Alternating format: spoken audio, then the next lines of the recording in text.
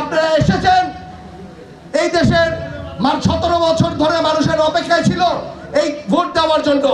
আপনারা এই ভোটের অধিকারটা কেড়ে নিয়ে আবার আমাদের রাজপথে নামানোর ব্যবস্থা করেন না, কারণ এইবার যদি আমরা রাজপথে নামি কেউ কিন্তু দেশ ছেড়ে পালাতে পারবেন না। এর জন্য আপনারা অতি শীঘ্রই এই ডিসেম্বরে ইলেকশন দেন। আমরা সবাই ডিসেম্বরে ইলেকশনের জন্য প্রস্তুত আছে। আমরা কি প্রস্তুত আছি নাকি না?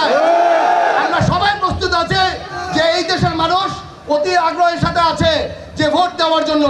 আপনারা যদি ভোটে যদি জিতেন, আপনারা 10 বছর 15 বছর ধরে 50 বছর থাকেন, কিন্তু ইলেকশনে জিতে আপনারা থাকেন, ইলেকশনে না থেকে আর থাকেন না। 17 বছর আমি মাঠে ছিলাম, আপনাদের সাথে রাজনীতি করেছি, আমি চিনি কে মাঠে ছিল কে ছিল না। ইনশাল্লাহ যারা মাঠে ছিল তাদের এই দল যদি ক্ষমতা আসে তাদের মূল্যায়ন ইনশাল্লাহ আমি দিবু ভাইয়া করে ছাড়বো।